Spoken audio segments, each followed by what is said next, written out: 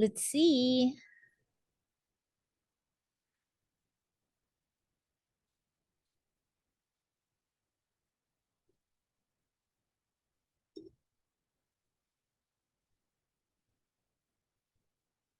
Okay, I think we are live. Let's check. Yes. So good evening, everybody. And thank you for attending this live. We were supposed to go live in Biohacking Philippines, but we could only go live on my profile. So we will just share this link over to Biohacking Philippines. There you go. Okay, we apologize for being late, but here we are, and we wanted to talk about Germanische Heilkunde, GHK, formerly known as GNM, Germanic New Medicine or German New Medicine, and we wanted to talk about it being a game changer in special needs cases, right, Nate? Yeah, correct. Yeah, hi everyone. Now we're live. Yeah, we're Hello. live. Hi Ellie. Good evening. Hi, Nate. Hi, Nate. So Yeah. today we have a really special guest. And what I wanted to talk about, Nate, with Germanische Heilkunde is that it really is a way to focus on, like, it really is a way to trigger or to find the triggers rather of special needs cases. A Yes. lot of people believe that special needs cases are random and or genetic, but it's Correct. neither of the two.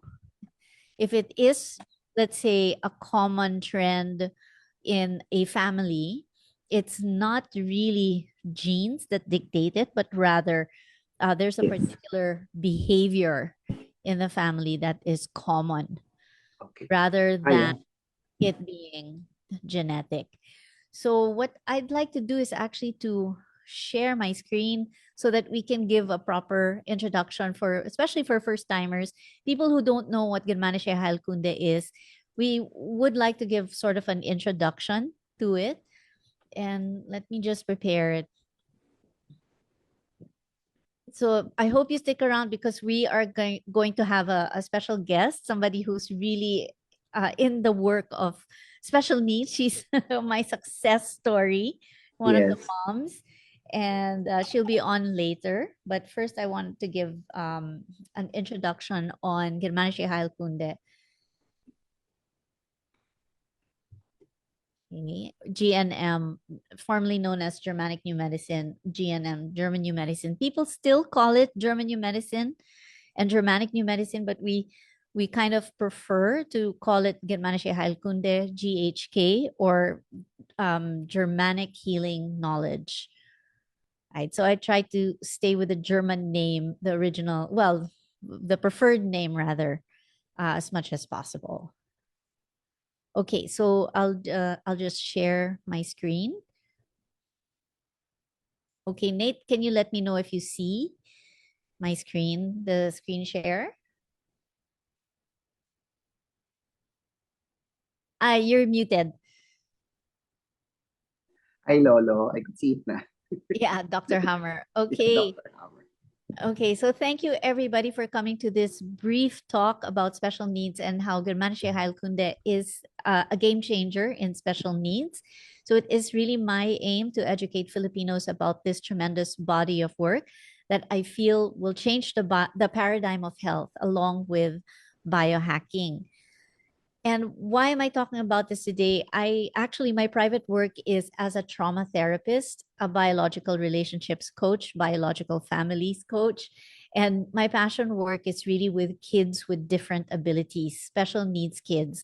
So I use the Anat Banyel method, heart math. I use biohacking machines to help special needs kids to help increase their vitality and their mitochondria to help them recover faster.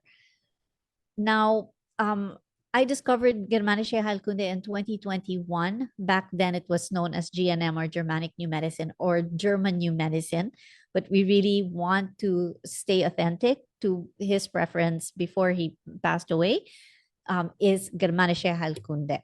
So there is now an explosion of this knowledge and it is really spreading like wildfire. So I feel it's my responsibility to make sure that Filipinos know about this groundbreaking, game changing body of work. I've created ties with global leaders in GHK and principals who are continuing to educate vast communities in North America, Europe, Asia, and Australia.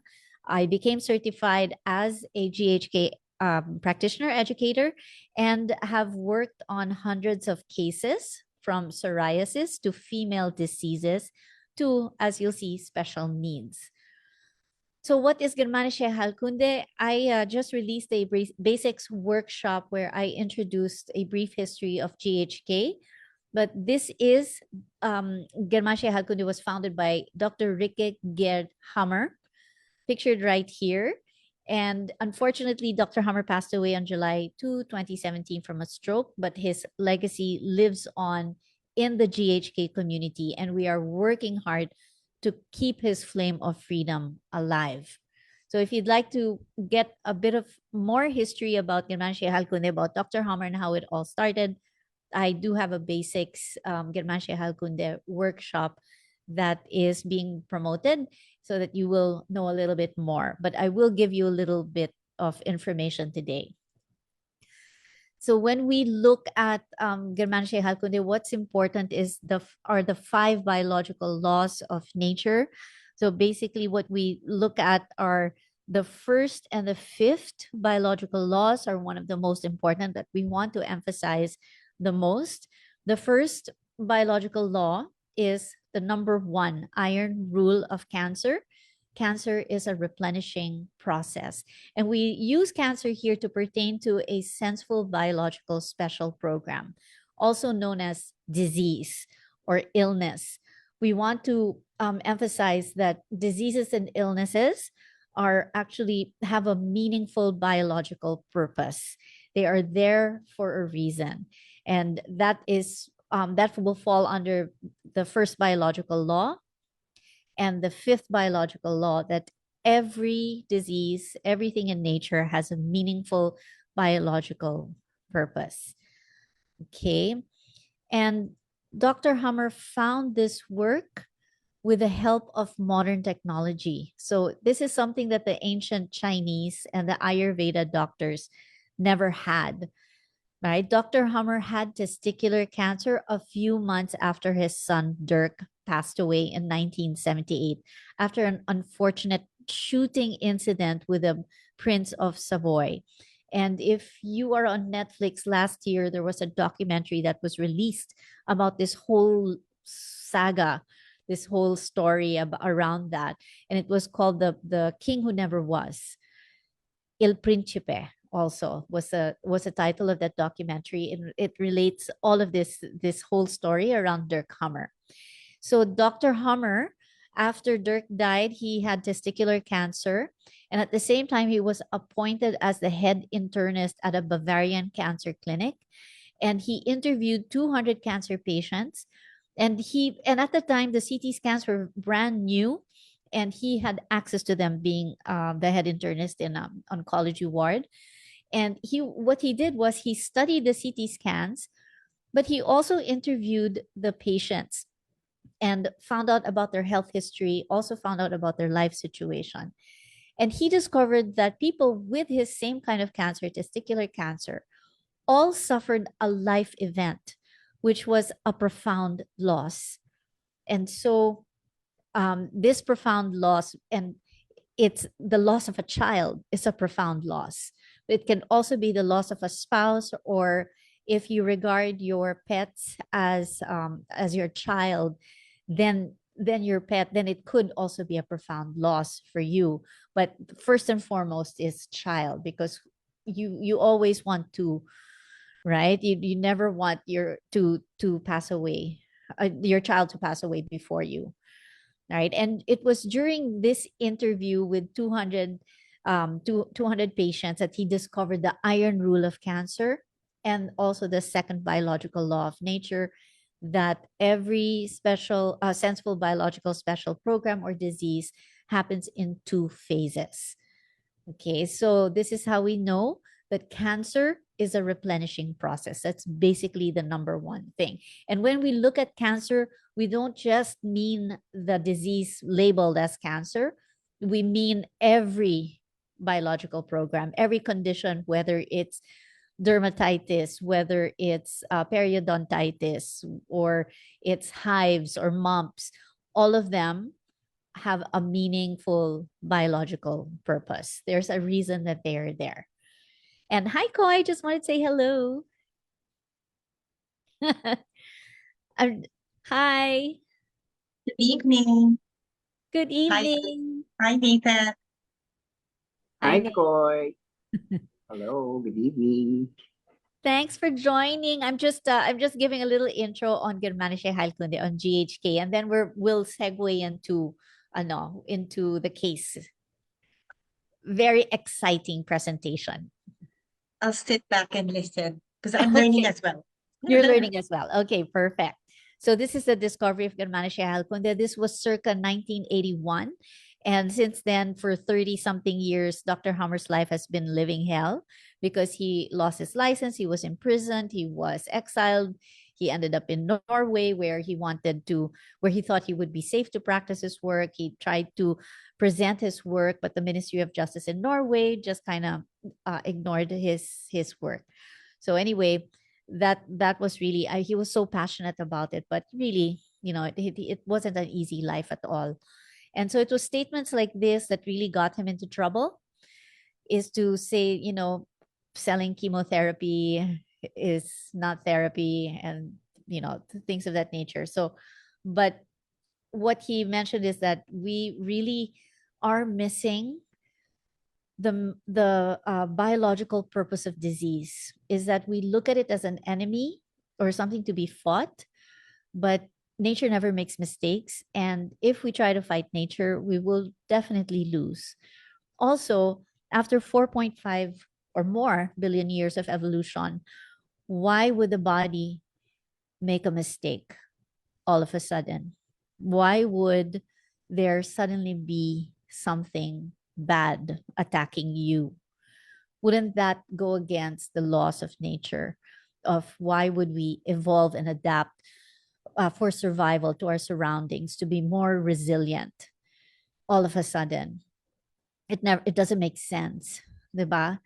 So if we go through, if we understand the laws of nature, it's all about survival and all about what I call actually here bioregenesis and negentropy. So negentropy is like a natural law. It's life wanting to extend itself by finding sources of energy and going towards order and away from disorder. So it's negative entropy.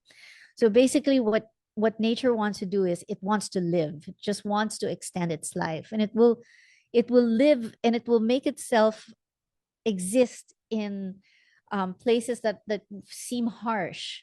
Or let's say if you see a tree stump that you think is dead, you'll be surprised a month or maybe several months later, you'll see that there's a new sprout coming up from the middle. So it's just that if the terrain or if the environment or the soil is fertile, and I mean that figuratively, life will go on, life will move on. It's negative entropy. And so when we look at, let's say, the embryo, nature has a biological plan already, and it has precise, predictable patterns across all species. So in human development, embryos grow within a set time frame, and there are genetic instructions that are precise that will dictate everything from cell division to organ formation. So similarly, children's molars will emerge at specific stages for all. So it's basically like like a blueprint already that's set forth. And there's this hologram that is just followed precisely. Nature has its precise clock, right? So the 6-year molars will come out regardless of external factors, right? So we show nature's inherent timing in everything. Babies come out after 9 months of gestation. It's different for a blue whale, different for an elephant, but it's precise. In the animal kingdom, the transformation of a caterpillar into a butterfly, it's like another perfect example of nature's plan. So metamorphosis occurs in a regulated sequence. So you could also say that nature codes for success always. And it codes for success by embedding within each organism precise developmental sequences, right? So when we look at success in this context, it means we achieve optimal physical and mental growth, which will enable each organism survival, adaptation, and thriving in the environment. For example, if you have a baby in human infants, nature programs them to have a specific order of movements: rolling over, rocking, then crawling, then standing, and exploring. And how does this child learn about the world? They move around, they grab things, they suck, right? They bite and they discover. And all the while, their brains are sparking new neurons as they learn and interact with their environment, as they learn about who you are as a person, or not, what role you play in their lives. And of course, they're trying to also push boundaries, and they're trying to see, what if I cry, what if I laugh, how will this giant person react? And through that, they learn about who you are, and they basically know that you as a parent, you're there to keep them safe, right? And you're also the one that provides them everything: their food, their comfort, everything. So when we look at the womb, we look at the womb as a matrix. Yes, kind of like the movie. But when we look at a matrix, we refer to an environment that is nurturing. It's a system that supports growth and development. So in the case of an embryo, and also in mammals, the womb acts as the first matrix. It provides the essential conditions for the embryo to develop into a complex form, capable of intelligence, right? So this initial matrix guides the formation of the body, the brain, preparing the organism for life beyond the womb. And as the child grows, there will be larger matrices. First, the mother is the first matrix, and then later the earth itself becomes the greatest matrix. And each one offers new opportunities for learning, adaptation, and it really allows for the human being to have limitless potential, about limitless learning. So we look at these matrices as places or opportunities to foster a deeper interaction with the physical world. But it starts always in the womb, always starts in the mother's womb. So from a little ring-like creature, it starts to take on the energy from the mother, and it starts to become and develop into a more complex being while inside the womb. So when we look at intelligence, we look at intelligence as this inherent wisdom encoded in the DNA, and it contains everything that it needs for its continued development, right? It just unfolds on its own. And again, nature codes for success. It just happens just like that. There's genetic instructions, and it just happens. And this cellular intelligence drives the precise and orderly formation of tissues, organs, systems, ensuring that each part of the body will form and function as it should. However, for this biological plan to fully unfold, the embryo and later the child will require guardianship and mentorship of parents or caregivers. This is very true especially for human beings who need a length of time to unfold, to mature. So for a human being, we mature at 25 years old. And right? So we need mentorship, guardianship. We need to learn. Unlike, let's say, an ape or a chimpanzee at a year old, they're already independent, they're already hunting, they're already doing adult things, but not for a complex human being capable of high intelligence. There needs to be nurturing, protection, and guidance from the parents or caregivers. And this will allow the child to thrive, adapt, and grow into their fullest potential in alignment with nature's plan. However, what happens with modern life in our current society, we are living so unbiologically, meaning we act against nature's inherent laws and we disrupt its biological plan. Just just a thing of, modern society, industrialization. That's really what happens. We stay indoors in artificial light. We, break our circadian rhythm. We're no longer living in nature's rhythms, diba? Stress-filled routines. We are disconnected from each other. And this really disrupts biological processes that nature designed for optimal growth, such as proper brain development, emotional regulation, and physical health. So as a result, we see increasing cases of developmental delays, chronic illnesses, psychological issues, and it all stems from the way modern living clashes with nature's carefully orchestrated plan for human success. So, there are children who are living in noisy homes. Maybe there are people who are shouting all the time at home, and it's a lot for a young brain to really take in. And they absorb the energy from the home, and if it's tumultuous at home, they don't feel safe, and their brains also can, conflicts can land in their brains. Also, there's the the noise around, like sirens, ambulances. That's terrible for a child in utero, actually, and toddlers. It's terrible for us, but what more for the little ones, right? Also, um, leaving your child in kindergarten and leaving them there can become quite distressful for them.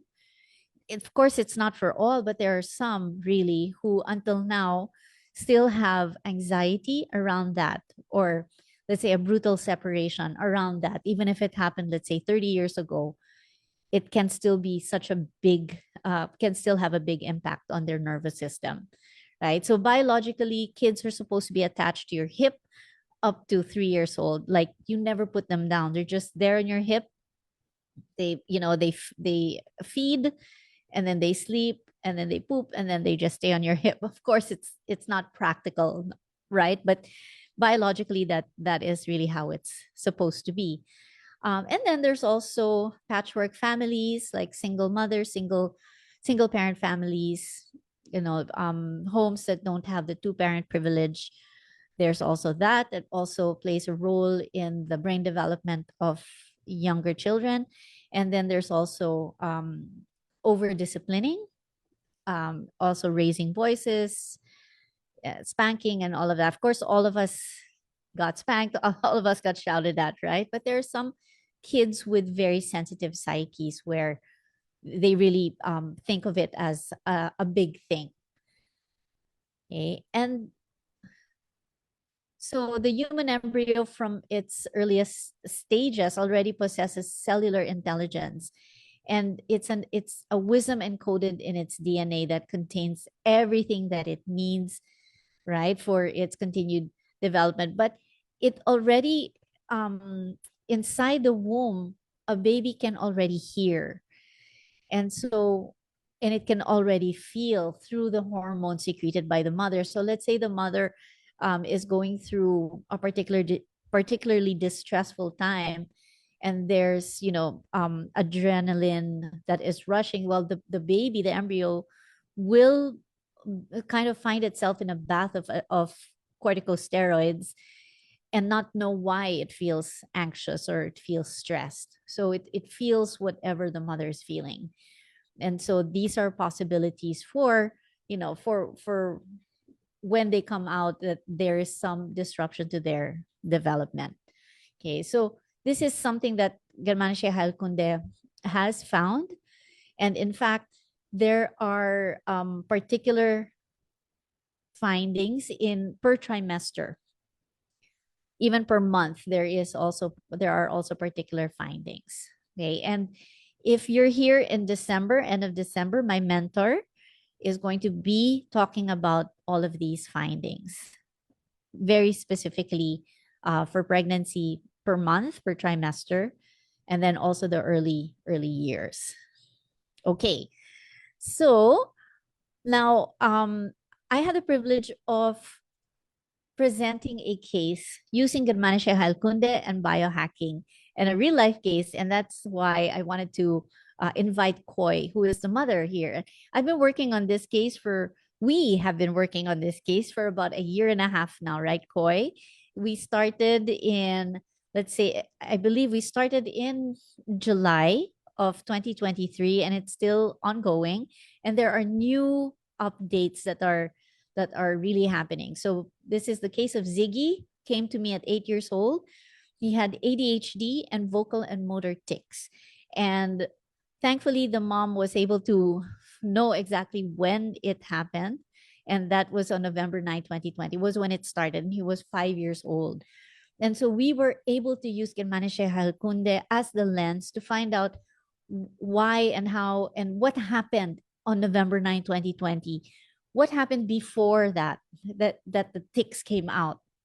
And so we were able to create a whole case around it, investigate what happened, what were the tissues that were involved based on GHK, and then what were the symptoms, the presentation of symptoms, the behavior, and what would it fall under. And we were able to figure it out. And then we were also able to trace back some trauma in earlier childhood pa, and not just at 5 years old. So we were able to look at the conflict content, what the child was feeling, and why these symptoms were coming out. And of course, we use the biological laws of nature to keep the parents on track, to keep them sane, because it wasn't always a smooth road. There were ups and downs, but to keep them on track, the parents on track, is to believe that Ziggy was going through a meaningful biological program for his ultimate healing and recovery. That even if it looks bad, actually, he is recalibrating, rebalancing, and reorganizing. That's what it was. And the patience really paid off. And so here's Ziggy. There's Koi. Yeah, Koi. I'm just gonna move forward to this part. So we also use biohacking, and here's Koi and Ziggy using the Anat Baniel method, where we were sort of strengthening the bond of mother. This is the most important relationship of all, is mom and Ziggy. And this is the first time that we did this kind of work. We also did this work with, of course, the dad and the yaya also. So this is like called the family train. This is just for Ziggy to feel the bond of mom and dad, that I have your back, kind of thing. And they also practice this at home. And if you see here that mom is doing it to dad, and dad to Ziggy, and dad later on will do it to mom as well. It's pretty much a co-regulation exercise where you watch for the other person's nervous system. Meanwhile, your nervous system is also being regulated. So it's really powerful. We also used NAET, right? And this was amazing because it's psyche brain organ work for me. Of course, this is none of this is endorsed by GHK at all. GHK is very pure. They only want to use GHK. But for us in biohacking, we want to use whatever we can to bring them to, at the most rapid rate possible, most rapid recovery rate, especially for cases with special needs, where we're looking at the nervous system of the whole family. It's not just the child, but it's the entity, the whole family. So we used NAET. We also used biohacking gadgets like the red light for Ziggy's vitality. We also gave him oxygen training so that his brain and body will have oxygen. And one of the most important, I think, modalities that we used was something called Freya. And this is being taught by my mentor who's coming in December. And see, Koi is Koi is clapping here. So Koi, why don't you tell us about Freya and why? Hi, Ellie, and good evening to everyone. So, sorry, I was clapping in the background because Freya, if I could summarize it, it's the most basic, um, I attended the class of Sasha in April of this year. And at first, the theories when he was teaching about it, I'm like, this is just so basic, very basic.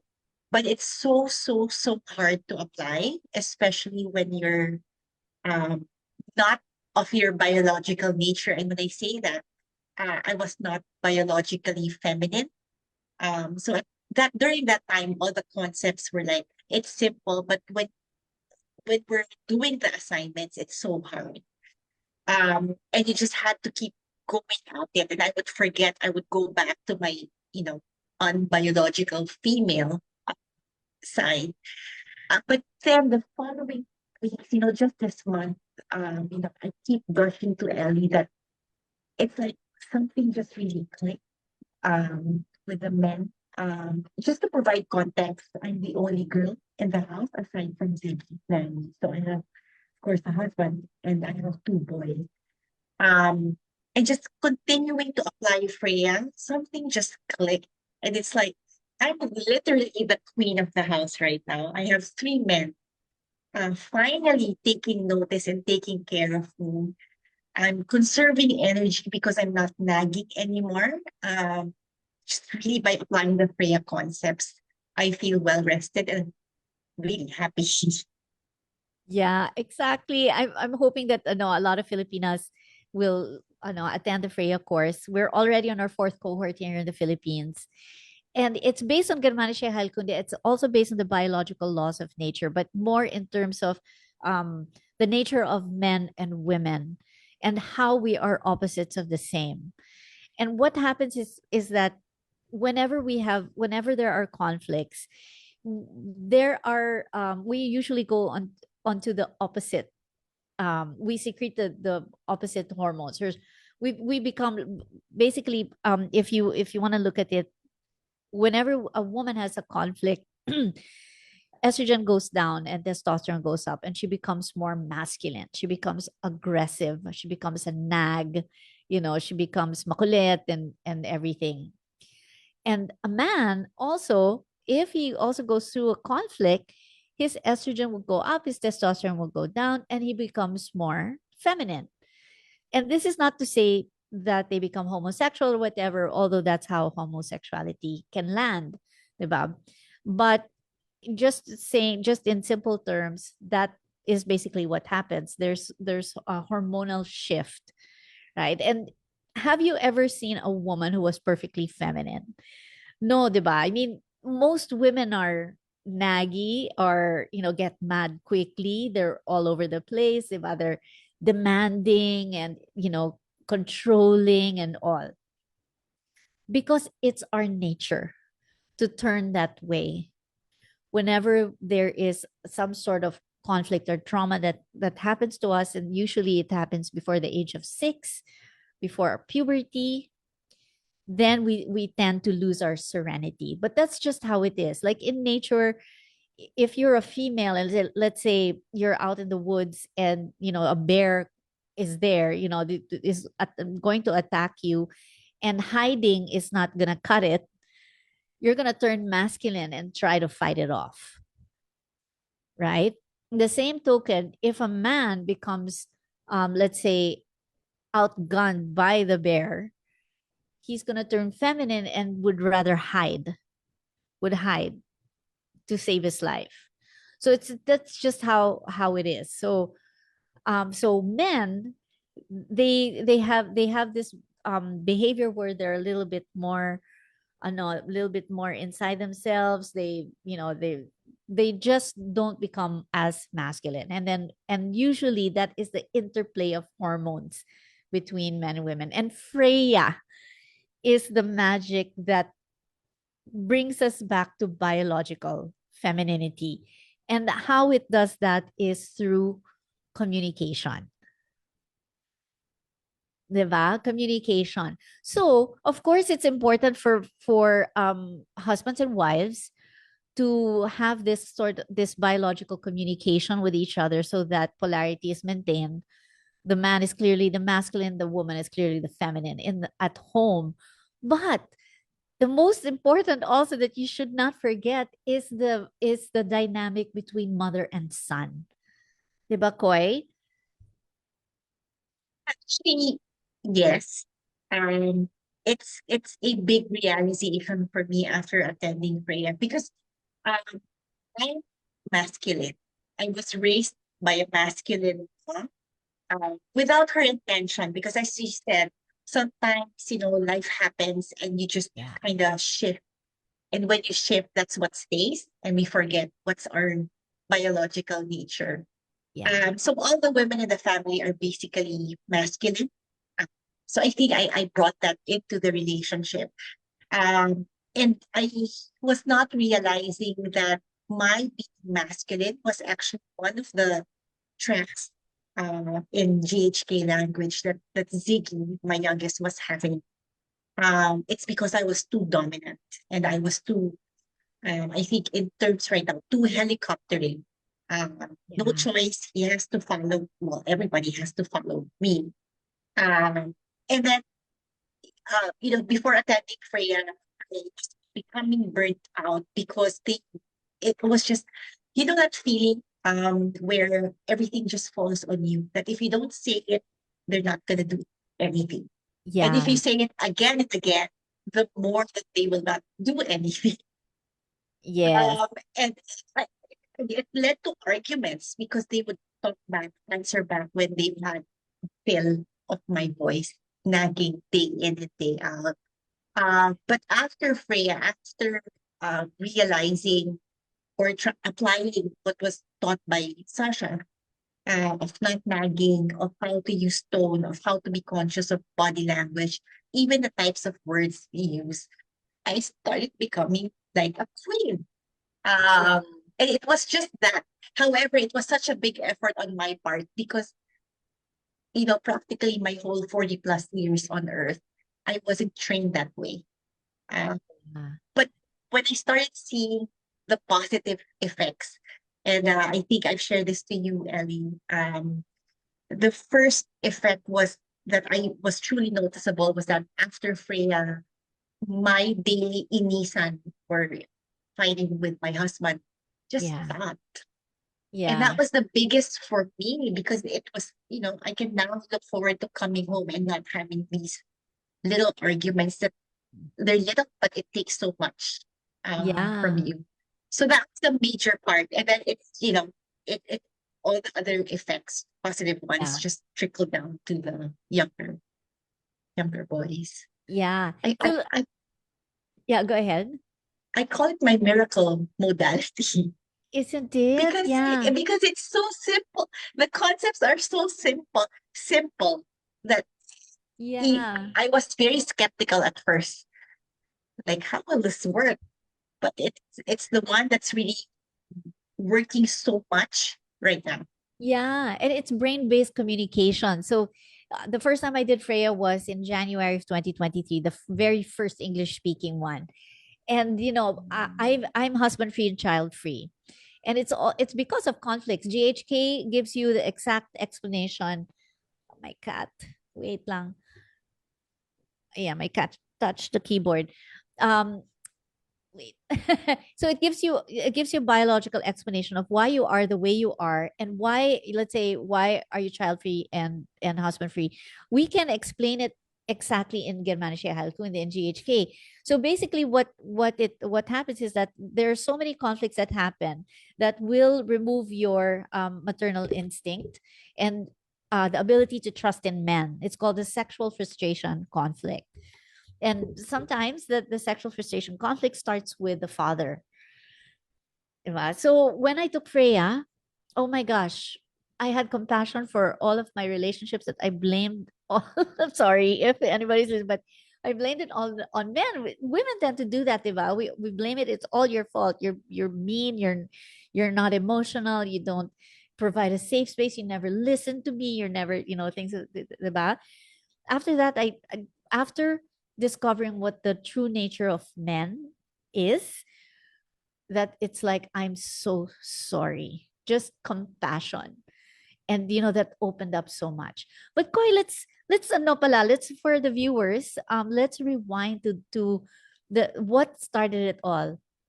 About what is Ziggy presenting his symptoms, and what exactly did you want to help balance? Okay, well, we're going to go back a little. So as you said earlier, the presentation or the presenting symptoms were tics. Yeah. Actually, it wasn't even the ADHD part; it was the tic that really caught my attention. Um, I think I was back in 2020, November of 2020, where he first presented blinking and shaking of head. I thought it was, at first I thought it was, oh, maybe his eyes are dry, or maybe he just saw something and was just mimicking it. But it just wasn't stopping. So of course, being the non-enlightened me, we took him to a neuropedia, who then diagnosed him with tics, motor, because the main presentations first were really just motor. And then she gave him medication. It's a blood pressure medication, Yeah. which is also, I think, a second line medicine for tics. But then she recommended that we also go and see a dev pet, which we did. That's where we got the diagnosis of ADHD. So the official diagnosis is ADHD combined presentation, which means he has both inattention and hyperactivity with tic disorder. Yeah. Uh, so we went on that route. We stayed on that medication for about a year. Wasn't too happy with it because it makes you feel really drowsy. So towards the end of the day, he would be very tired, to the point where he's being masungit already because he just wants to sleep. So after a year, we went back because it wasn't addressing the tics. Also, it would decrease. It did decrease a bit, but would always be there. So we went back, and the neuro said, "Okay, this is not working. Would you like to try an antipsychotic med?" And that's when my husband put his foot down. Oh no, we're not doing that. To Ziggy, he was only 5 at that time. Yeah. Uh, so in my desperation, because my husband said we need to find something else that's not pills, because he's young, these Yeah. medicines are too strong for Yeah. somebody, and we don't even have a guarantee that it's going to work. So it was going to be experimental Yeah. at that point. So I joined groups, Facebook groups of parents, moms, caretakers of kids with special needs. In one of the groups led by a Filipino nurse who's based in no, in Australia, I discovered functional medicine. So I got the name of a functional medicine doctor who's based here and who sees patients here in the Philippines.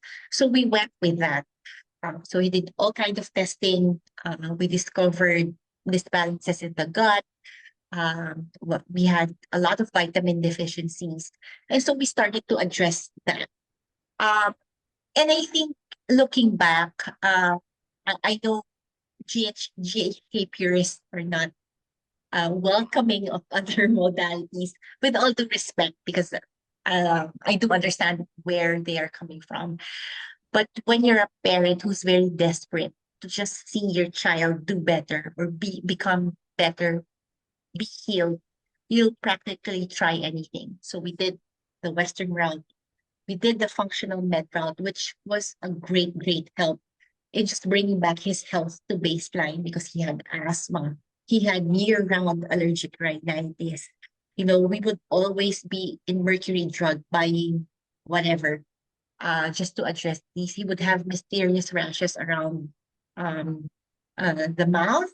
He would have mysterious patches on the tongue. Um, so functional med got rid of all that.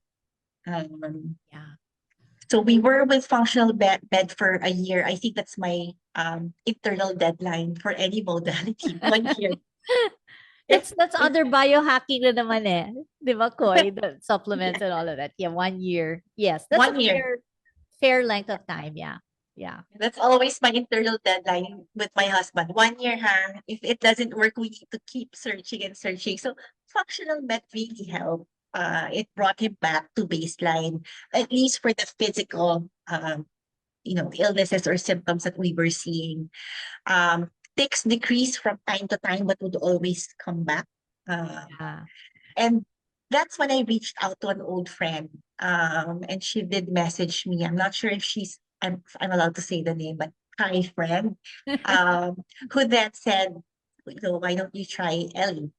And I think during that time when we were in functional med, I was already in contact with you. But Yeah. because I couldn't understand what biohacking, I couldn't wrap my head around what is biohacking, what are these machines, and remember, I was also still in the middle of having to deal with all of Ziggy's sticks and other Yeah. things.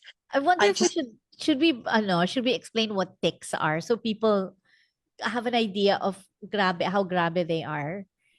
yes, Yeah. me. Okay, Yes, you.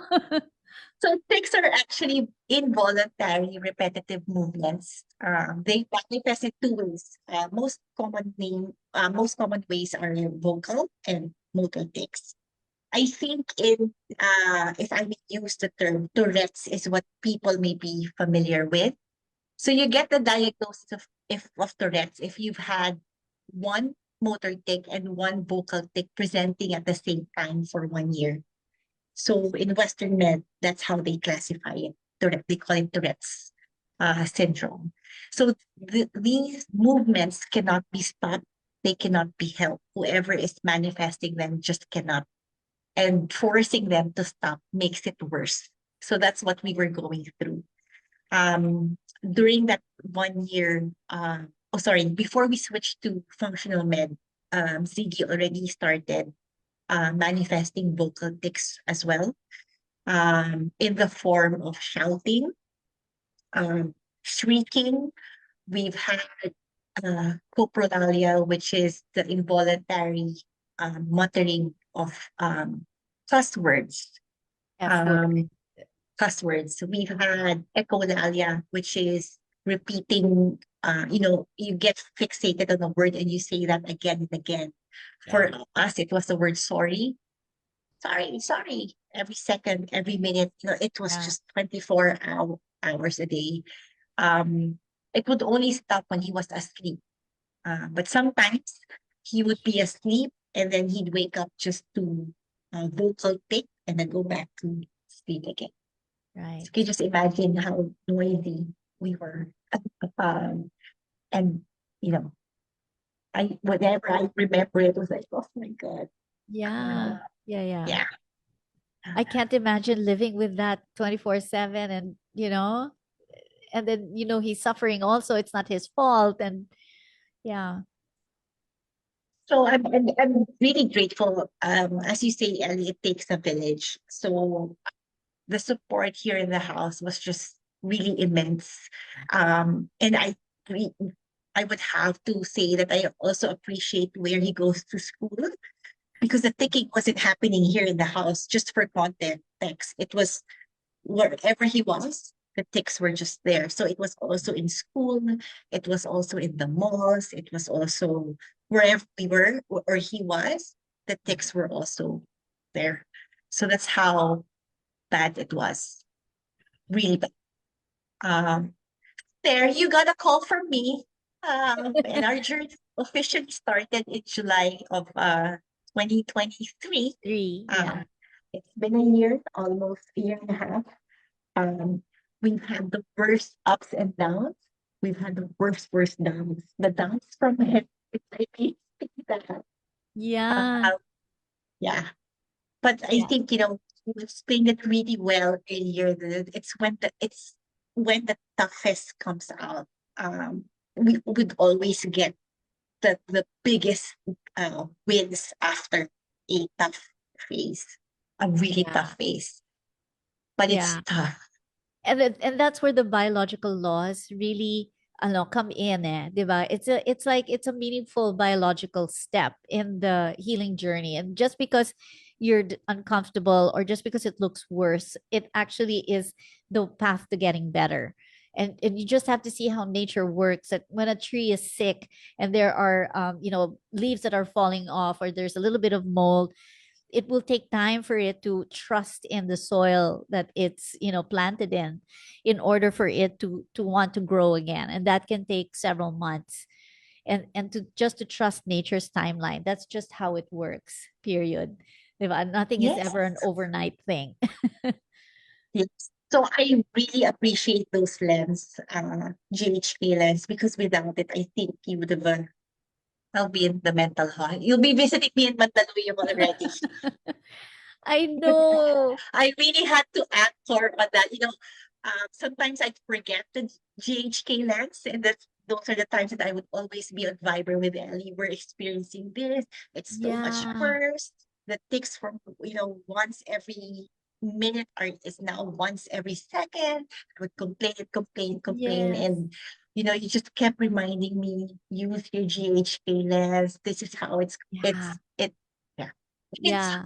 it's hard when you're in the middle of it. I But know. yeah, I know, grabe. I understand. If there are so many days where I just want to hug you and say everything is fine, don't worry. And you're always such a trooper because you're like, I see it, I understand. I'm sorry, Ellie, if I'm mean, if I'm mad today or whatever. It's just I'm so frustrated. I'm like, I understand. I really do. Yeah. Diba? So the first thing we did was we investigated. Diba? So you had November 9, 2020. That's when it started. So in GHK, what we always look at is, okay, so what happened before the ticks? What yeah, happened? And that's what we call, we're trying to look for the DHS in Germanische Heilkunde. That's known as the Dirkhammer syndrome, or it's the triggering event, the stressful life experience that was experienced as acute, unexpected, isolative. So it's acute, unexpected. It came from left field, right? The person didn't see it coming. Isolative, they felt all alone. It's like, I'm all alone in this. No one's gonna help me. Caught off guard, caught on the wrong foot. What am I gonna do? I have no agency. I don't know where I'm gonna go, what I'm gonna do. Those four criteria will comprise the DHS, or what you call a conflict shock. So it's like a shock to the system. And we figured that it was, remember, what was it, Koi? it was mom. No, I'm just kidding. It was actually the use of gadgets, the way we were taking it away, uh, was the major danger, because it was, I think, in the male brain, and correct me if I'm wrong, Ellie, it's Yeah. what he considers his territory. Um, so Yeah. by taking it away, I think that landed, conflict in one of his hemispheres. I'm still confused. I'm sorry, but I promise I will study it. Yes, you're right. You're right. Yes, it's Yeah. basically it's a territory. Um, can't share the post. It's not public. Wait lang ha. We're just looking at, how do I make it public, Nate? I'm not sure. Sa post, Ellie, your post, tapos make it public on the three dots, di ba? Go to your, Yeah. go, Ah. go to your, yeah, it's not live, so they can't see.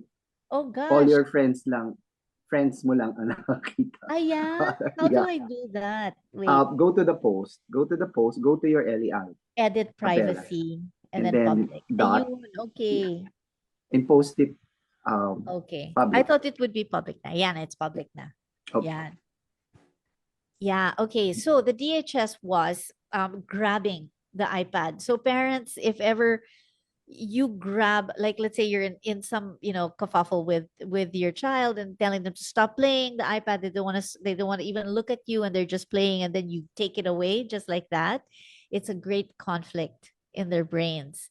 It's basically equivalent to taking away a man's house from him. So for a man, his territory would be his house, his car, right? His office, his job.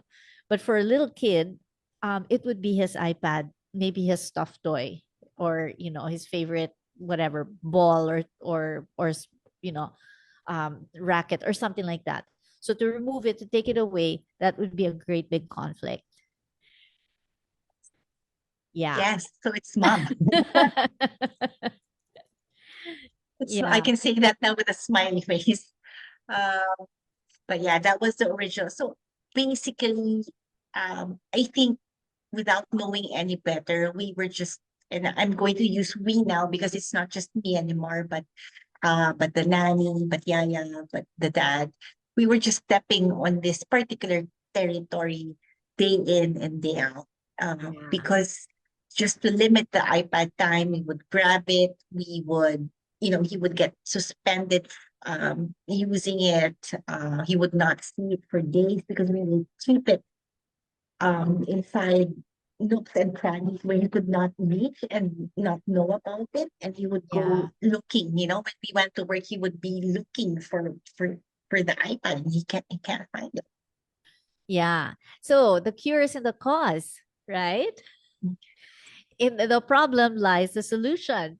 And of course, that's the biological solution. In Germanische Heilkunde, we always look at the causal therapy. So what is the solution? Is to, well, give him back the iPad. So we consulted with Sasha, my GHK mentor.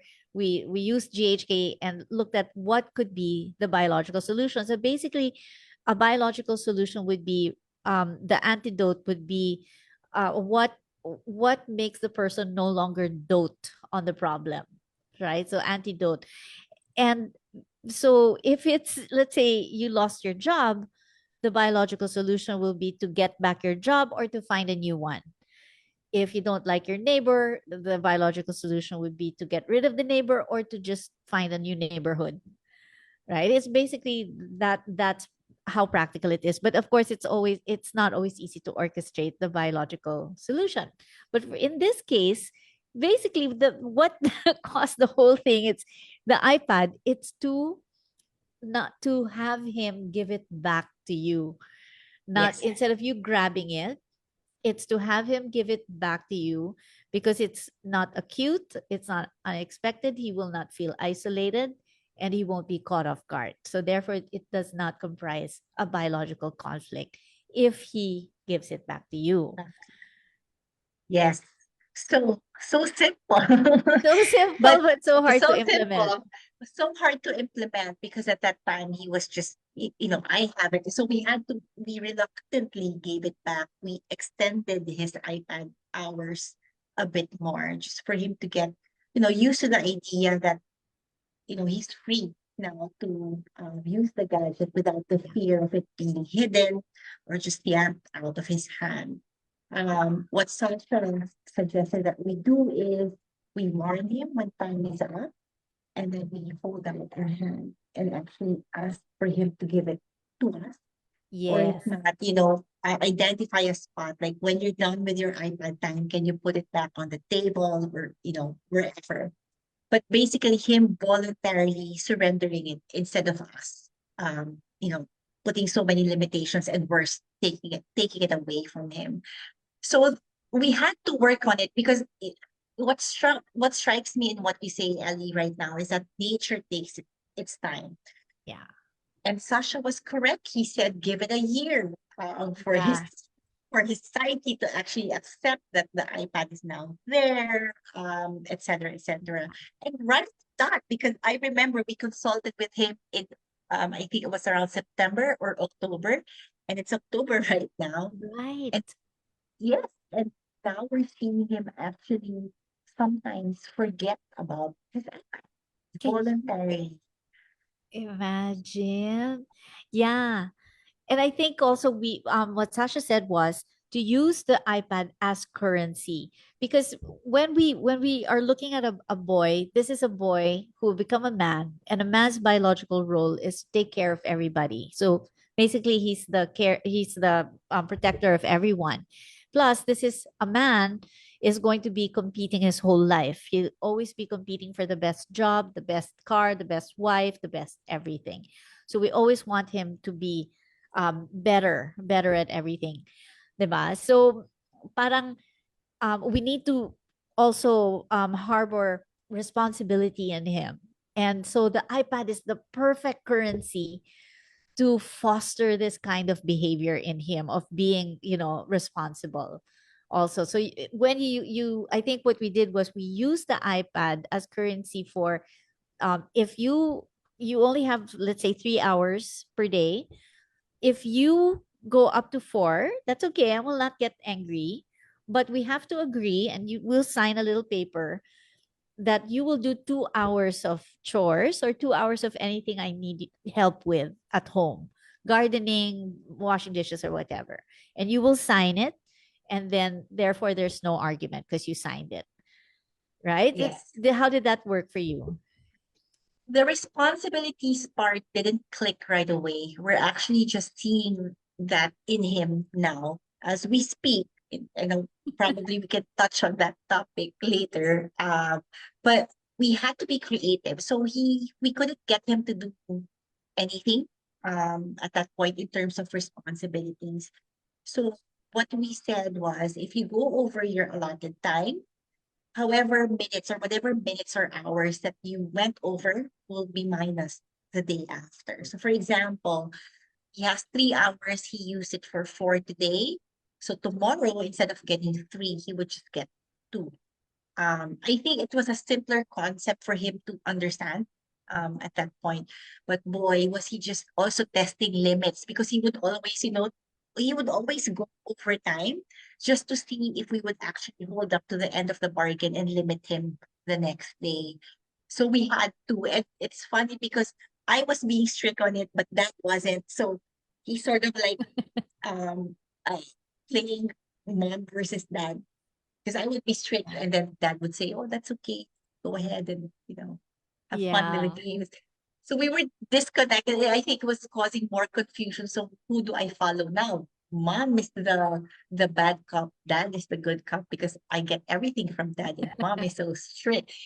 So maraming mistakes along the way. Also, and I think it just really took us a year to get into the groove. And I think very early on in our first meeting with you, Ellie, what really struck me was, the nest has to be balanced. Yeah. And when I take a look back at this very up and down journey, sometimes I would say, oh, nga, no, maybe that's why it didn't work right away, is because hindi kami connected as a family, as a unit. Like case in point, very simple example. Lulusot kay dad, hindi lulusot kay mom. Doon pa lang parang okay. Yeah. Uh, So again, nature takes its time. I had to undergo Freya just to really sort of tie it all together. Because we've done a lot of modalities, as you mentioned. We did NAED, we did Anat Paniel, we even did Yeah. osteopathy, we did safe and sound. And while we would get benefits after each, but nothing really like stuck really long. Um, so In always I terms of, reflect excuse me, in in terms of the terms of takes. the text, nothing would really stick. I mean, things would improve and then bigla ayan na naman. And Uh-uh. then pag bumawi pa siya, lalo akong ano ba naman 'tong ginagawa namin? Or sometimes I would actually Yeah. doubt, and I guess I can say this because you knew this earlier. I was even doubting if, is this the path? Is this the correct modality? Kasi magwa 1 year na tayo doon eh. And remember, Oo. 1 year lang pala po. Yeah. And this is where it's so important to track. Kasi ano you will always remember the bad stuff because they're the ones that really have a heavy impact on your feeling, 'di ba? The negative. And it's designed to be that way because you're supposed to respond to negative distressful perceived experiences. But the positive ones, it's so easy to forget. And so when you track the improvements, you'll see that they're actually so much compared to maybe just as much as maybe the bad. And then over time, the good stuff will surpass the bad. Because over those times, of course, ang daming ups and downs, but there were like milestones. It's like even like when we started the currency, the iPad currency, I think maybe 3 weeks pa lang of that, you were saying, oh my God, Ellie, he put down his iPad. Yun On lang, his own. yun, Yeah. that Yun time, lang. but still, that was like, we never thought we would ever see the day that he would put down his iPad ever. And he did Voluntarily. voluntarily. Yeah. Because you see kids now, they just don't even look at you. They're in their own hologram. They don't know, they don't exist. Nobody exists except the iPad. And for a kid who was fixated that way, and to finally put it down and actually do something else, oh my gosh, that was huge. So things Huge. like that for me, like a practitioner looking from the outside in, that's big already. I would tell you, oh my God, that's huge. And then, It's, you know, yeah, I but had I had to have you tell me because again, and I think that's one of the beauties of having a practitioner actually looking because when you're in the middle experiencing it, you actually don't see or appreciate. I yeah, mean, you see it, but you're like still okay. But we still have the ticks. The ticks are still increasing. Now he's back to shouting. Now he's back to all the motor ticks that we haven't been seeing for a long. yeah, And I would always be in constant communication. Ellie, paano ba to? Or Ellie, we're doing this again. And I think in this journey, you really need to have that one yeah, person who's not as invested. Oh, no, sorry, wrong. Because I know you are invested, but someone who could actually step back and say, okay, objectively. objectively, and what am I Oh, seeing? So yeah. we were nearing the 1 year mark. I was about to give up. Just and that was I know if I could just cry to Ellie every single minute of the day, I would. Um, but I think there was this one major incident that really pushed me to stay on track and to actually believe that hey, it's working, but you just need to have a little bit more patience, even if it's just for one more day. And that was his bedwetting. So for context, Ziggy actually was bedwetting until June of this year.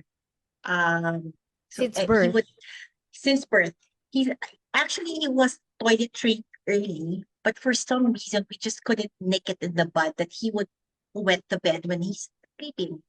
And I'm like, how come his body doesn't trigger himself to wake up when he feels the urge to pee? So we had to resort to using, diapers because Diaper.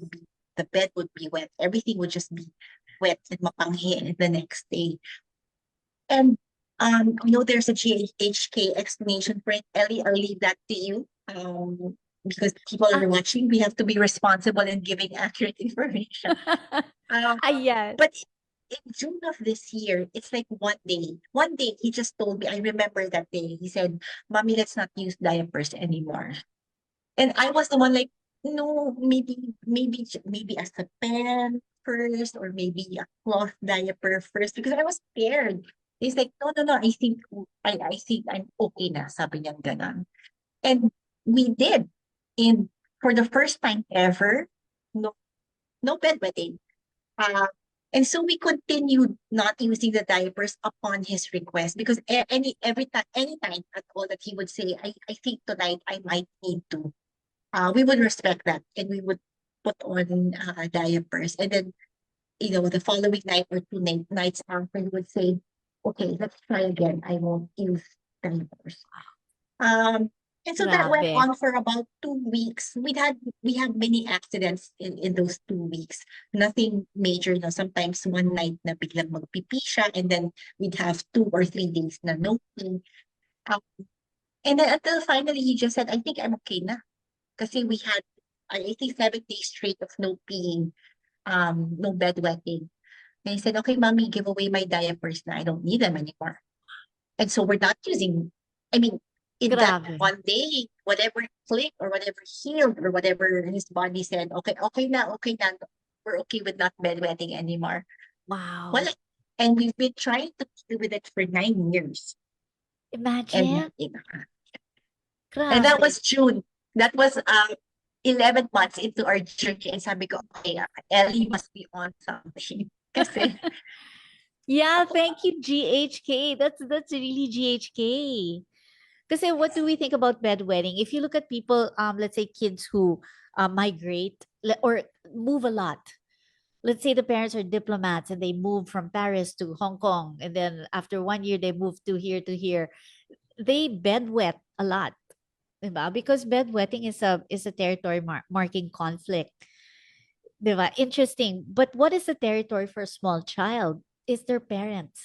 They have no idea naman that diba, that you're moving from country to country, except that it's also a conflict. It's a big conflict also moving, but parents are their territory. You're my home. And if you're not around, let's say you go back to work or dad's not around, both of you are not there. It's like, where am I? Who am I going to mark? Where's my territory? Because mammals, cats and dogs, they mark their territory with urine, diba? And so that coding is still in us, in our old organs. And the bedwetting is like the epicrisis. It's when it releases, and usually it has to do with both mom and dad being not present or not being able to mark. But it will resolve if one parent resolves. So that's Yes. the thing about it. Only GHK knows that. Only GHK has that information. Will tell you if one parent resolves, it will bedwetting will stop. But it's better to have both parents resolve so that there's a smaller chance for it to come back. Diba? So we used it Come as, back. yeah, exactly. Yeah. And then we can use it like as information also. Like if it comes back, oh, what happened? Who disappeared? Mom or dad? Diba? What's his perception? Who left or who was absent? Mom or dad? And then we can fix the situation. Okay, so it's mom. Okay. So mom, I'll sleep with me first, in at night, or I'll be here more, or things like that. That's actually what we did. We slept beside him. It was me at first. And then I think it was about 3 weeks of me sleeping beside him when he started requesting for dad. I want daddy to sleep Ah, beside me. yeah, So yeah, we yeah. switched. So that was the one who would be sleeping beside him. Yeah. Until eventually he just said, "Okay, I'm okay." You know what? We're actually taking our cues now from him. It's like he has this sudden, magic in him that he would just let us know what he needs and would Yeah. also let us know what we need to stop doing. He gives clues. And Yeah. then we would just see, ay, ang galing, no more bedwetting. So we haven't bedwet since June. Wow. Yay. Yeah, and so one of the most important things is also he's 8 years old, diba? So he's like a little man. He's like a pre-pubescent little man who is already has this consciousness about being a man. So he would be conscious already about his muscles, how he looks to other girls or to girls, period, starting to become attractive. And so there's a self-concept or self-identity as I'm a man, and soon he will have puberty. He will go through puberty, and his hormones will direct him to nothing but looking for a mate. So he will be, diba, attracted to women and all of that. But with the rush of testosterone also comes this sense of responsibility. So a boy, a man, will always want to be given responsibility. He is born to serve, to protect, to provide that service, but he only serves the feminine, diba? So that means that the women around him should be feminine, otherwise he will not serve you. If the females are not feminine, they're masculine. What happens when you put two men in a room, or two lions, or two cats in a room, two male cats in a room? They will try to dominate each other. About to say pissing contest. Kissing contest. Exactly. Exactly. So if he sees you, Koi, as a masculine, he will, nothing but fights will happen. Nothing but, diba, pissing contest. But because of Freya, when you come back into biological femininity and feminine communication, his brain will automatically adjust to, oh, this is a feminine. I should serve her, right? I should carry her bag. I should give her water. I should do all of these things. It just happens like magic. It's not even magic, it's Yes. just nature, period. So that I think was big because it's the sense of responsibility, and also being allowed to do that is one big thing that the family did for him, was to give him a voice, and to allow him. Because when you look at tics is a scare fright conflict. It's being speechless with fear, right? And then it's being afraid, not having a voice. And then the tics will come out as a way of overcompensating for a voice that was not expressed. Parang ganyan. It's like scare fright would be I don't have a voice. I shouldn't scream or else, the predator will see me or something like that. Or you're just too scared to speak. Parang ganyan. So that is parang the antidote to that is to give him responsibility, give him the stage to express himself and to decide for himself and not treat him as a kid anymore, to let him be part of the process. Diba? And I think we Yes. saw a lot of that. He was carrying your bags and all. We're seeing a lot of that now. I'm so grateful. It's been heaven the past 2 weeks. I mean, we still have things have decreased. But just to tell you a story, I haven't had a chance yet. Just today. So he knows that I have this FB live with you. I told him this morning when I Yeah. come home, please know that I have an FB live with Teacher Ellie. Yeah. We're going to talk about your journey, how you improve so much, and you could literally see him smile and his chest puff out like that. Wow. Because he asked me who's going to watch the FB live, and I'm like, oh, it's going to be used to help other parents and other kids, and literally, nakakatawa kasi you saw his talaga nag-straighten siya ng back na, "Okay, mommy," he said. And so when he came back home tonight, so I was setting up the computer, and he came into this room and he said, "Mommy, it's so hot here." Sabi niya gano'n. "You have to start preparing for your live and, it can't be hot," sabi niya, "because they'll see you perspire daw." So without me telling, because I was busy setting up, he closed the windows, and turned on the air conditioning. And he said, I'll help you prepare. So he's making buting-ting here. He opened the lights, shut the windows. So I said, thank you with a smile, the frail way. And then I asked him, what do you want me to tell the parents and other kids who may be listening? So he actually outlined what I'm supposed to say. And he Okay. said, phase one, mommy, you tell them the bad stuff, like how bad the habits, he calls these six habits, the habits were. And then the second phase, please tell them about my healing journey, what's improved, etc. I haven't outlined, I wrote it. And then he said, the third phase, you have to mention all the people that help. So please mention Teacher Ellie, because without her, I don't think I would heal. Oh, And wow. then sabi niya, lastly, the fourth phase, may I request that you don't tell them, no, sorry. So the fourth one would be just tell them what I did. And then I asked, so what did you do?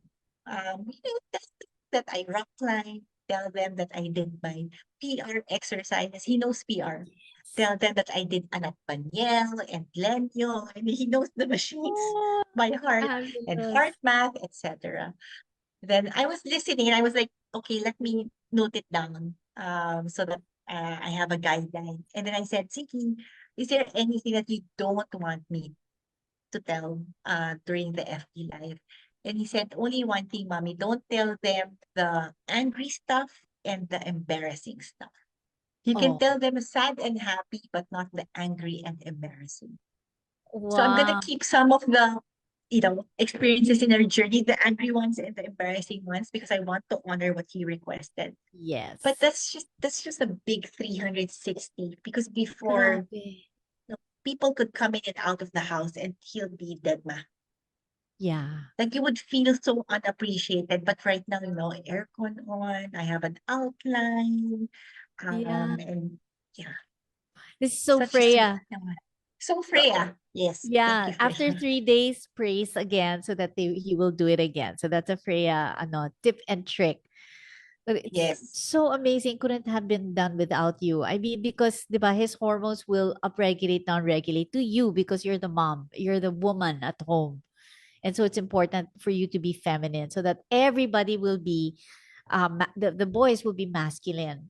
And of course, he's now mentoring with the older male. So his dad, kuya, at this age, they look for a male mentorship to upregulate their Mentors. testosterone. So if you have to command, the command needs to come from a man, from a male that he respects. So dad, kuya, diba? But because if it's you, a woman who commands, it does not land well in their brains because you are Yes. not feminine. You're a masculine wannabe. You're- I'm actually backing off, much to my, I still have a hard time sometimes backing off.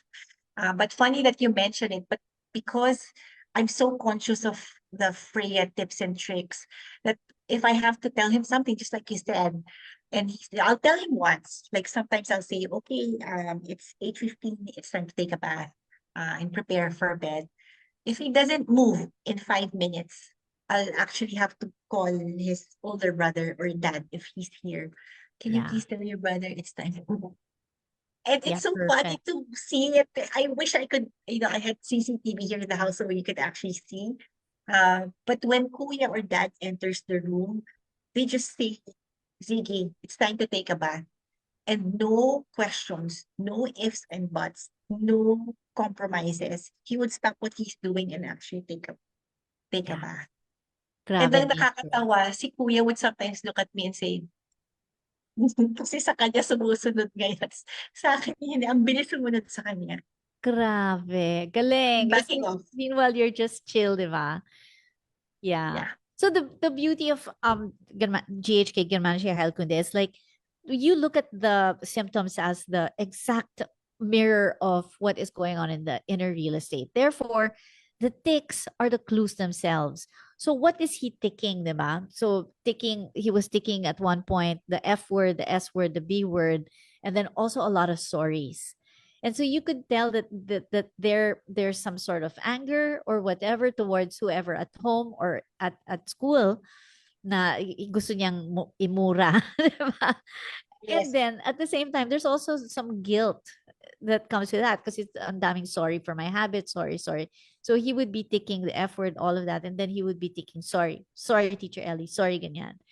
It would come in spurts, so we would know, kind of see, okay, so if it's a sorry, whatever, then we would just let him know that it's okay, that the journey, it's part of the journey, it's okay, your habits are fine, don't worry, don't, it's to kind of attenuate his feeling sorry or Yeah. guilty around it, diba? Yep. Yeah, kasi the tics would also change over time. Parang it became now, parang lately it's shrieking or whatever. So we're working with Sasha to say, where's the shrieking coming from? Is there a bird outside that suddenly is, like chirping, whatever, or is it from the game? Is there a shrieking or sound in the game, or is somebody in school shrieking, like a classmate or whatever? Diba? Yes So, to that. diba? So Yes. we don't yeah, not sure what it is, but it changes. But kasi it also shifted in the beginning when we started working together. His motor tics were aggressive. We were studying it, and Sasha said that the motor tics were like he wanted to hit someone or bite someone. His head was like, I want to hit someone. So we knew kind of the DHS was something about where he was feeling threatened and he wanted to fight back or bite back, but he couldn't. Diba? As a small kid, everybody's a giant. It's kind of the movement is frozen in his body and the ticks release them. Diba? So that's kind of, and then it shifted. Parang it no longer became as aggressive, but it shifted somehow. So I shared the vocal tics. The motor tics are really, the parang head banging. We have a lot of pressure. Actually, we have a minor one today, which is the pressure habit. It's really pressing the side of The the gums jaw, at the the jaw. jaw here. Yeah. So we have a little bit of that today. But I think it's because there was a stressful event in school, or what he perceives to be stressful, a sewing assignment. He doesn't like the Yeah. sewing assignment. Which So is not just to biological for boys. Oh my gosh. So, I think, he was practicing in school and nagbuhol-buhol daw yung thread. Oh my God. So when he got home, he said, "Mommy, I want to practice this." And then, so while he was doing it, nagawa niya. So lots of praises from me and Yaya. But then I, tried to attenuate and say, Ziggy, just try your best. But if it's not the perfect stitch, or if you don't know how to sew whatever you're sewing, it's perfectly okay. Because you're good with your hands. That's what I said. Because you're good at painting, you're good in building stuff from boxes. So let's focus on that. But let's just get the sewing done. Um, because it's part of the requirement. Because I don't want to say no, don't do it. Oo. Because I'm also teaching him to be responsible with what the school requires of her. So Oo. so I just said, sige lang, try your best lang, but if it's not perfect, it's okay. Yeah. And I think I know where the tics came from, because he said, "What if I fail? What if I fail the Oh. subject, or what if I don't get the high grade?" So I just said, "Okay, then we don't get a high grade. That's it." Okay. Yeah. That's what I said. There's something So yeah. it's I think the putting pressure on the ears, ngayon ko lang na-realize, is actually could be a manifestation of him putting pressure on himself, because he doesn't receive that pressure from home. We don't actually push him to have high Yeah. grades or anything. I think But it's yeah. him. Oo, may pagka-perfectionism no, in a way. And sometimes that comes from myocardium, like a myocardium constellation. So if you have like skip beat, sometimes you have an overwhelmed conflict over a person, from a person whose standards are you can't measure up to, they're too high. But if sometimes if it's a constellation, like there's overwhelmed conflict from mom and dad, or mom and a coach, that's both sides. It can become perfectionism na Yes, parang and I'm even seeing that he has it. yeah, exactly. So and it's like me, you impose it upon yourself na parang I need to be that way. That's just how constellations work. Na parang yeah, but also he's very smart, 'di ba? Kasi last year he finished what, top 8 Sick. of the batch, or 6 of the batch, and Yeah. without trying, like he doesn't even study. He'll just look at the book and then he'll come out with 98 or something like that. Yes. Nanggit ako sa kanya, because he doesn't. He just needs like 5, 10 minutes. And then he'd say, "I'm done." And I would always doubt, but I don't tell him that. I would always doubt na parang, "Nag-aral ba talaga to?" And then we were always met with, "I'm top 6, I'm top 8, I'm like Yeah. that." And like, "Oh, okay. Thank you." Yeah. And then he also won, he also had 7 behavior awards last year. Yes. Yeah. Things that, I would never thought that we would get, Yeah. the behavior awards. He got on his own. Because again, Yeah. we don't pressure him to high grades, and we don't fill his day with, I know there are some parents na pag weekends, salin dito, Oo. lesson dyan, lesson dito, lesson. We don't. So we always ask, anong gusto mong gawin? And then pag he says, "I have no idea," we'd suggest, but we won't do it without his consent. I think we learned that the hard way from the yanking of the iPad. So as Yeah. much as possible, if as long as he's safe, we always try to get his consent now Yeah. on what. And I Yeah. think it's clicking, because past 2 weeks, I'm just so happy. Something happened. Yeah. Okay. So Koi and I have updates, di ba, Koi? Kasi of all of the things, everything in his life really improved. The relationships at home, mom and dad's relationship, mom's relationship with Ziggy, dad's relationship with Ziggy, Kuya, Ziggy, Nanny, and Ziggy, the whole house, all of that, which is so hard to orchestrate, actually, it really, really improved. And that did a lot for him to catch up with his maturity. Because within 1 year, his testosterone really increased. And by the way, testosterone for boys, so healing, just like estrogen for women is so healing also. When we come back to our feminine, it feels so natural to be feminine. And for them, the boys, it's like, wow, it's like I get amazing feeling, ganyan. That's how that it they just feel like they're in their nature. So one of the things that we figured out, so of course Freya is all about finding your biological femininity so that you push men into their masculinity. So the woman is the one, it's all on the woman because we kind of comprise 66% of the dynamic in the relationship. So when the woman changes, then there's 66% shift that's already majority. So the men react to women, diba? So they only respond to women. And that's all women that he is, that he is exposed to. So we were figuring, okay, in the house, in the nest, there's mom, there's yaya. That's it. Diba? And then the Yes. occasional cousin, visitor, whatever. Or so we thought, diba?